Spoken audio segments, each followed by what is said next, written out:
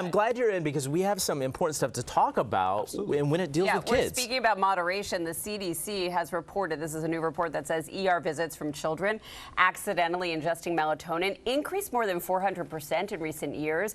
And Dr. Darien, I hear that ER visits are associated with melatonin. First of all, that's shocking to me because I thought you could just take melatonin and go to sleep and not worry about it.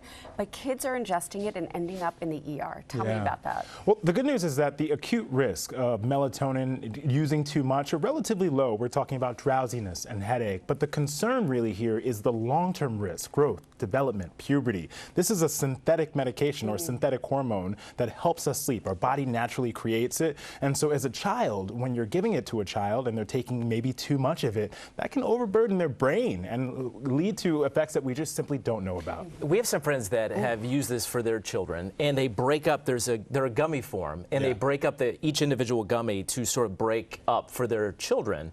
And it is remarkable how quickly it takes effect, about 20, 30 minutes. Is there any benefit to them getting that deep REM sleep? I mean, you just don't know the dosage, right? That's exactly the problem. You know, there is some benefit to helping a child get a good night's sleep. That is important for growth, development, just learning, education, and for the parents. Right. But when we focus on that for children, and I think about this it's very important. You know, we teach children everything, and we have to realize we also have to teach them how to sleep. And so making sure that we focus on their behaviors, teaching them about sleep hygiene, and in some cases you can reach for that melatonin, but as you were saying, even parents who try to cut it up and dose it, unfortunately it's not considered an over-the-counter medication. It's a dietary supplement, which means that it doesn't have FDA regulation.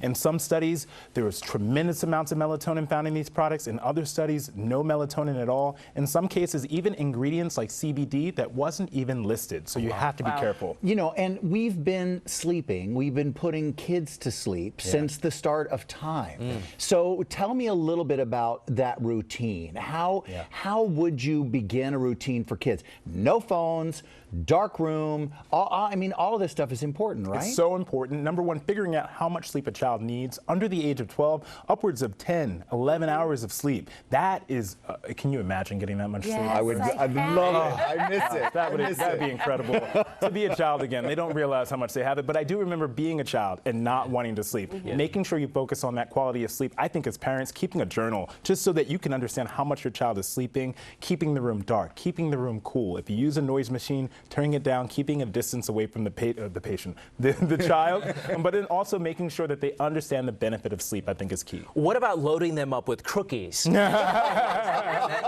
did that go?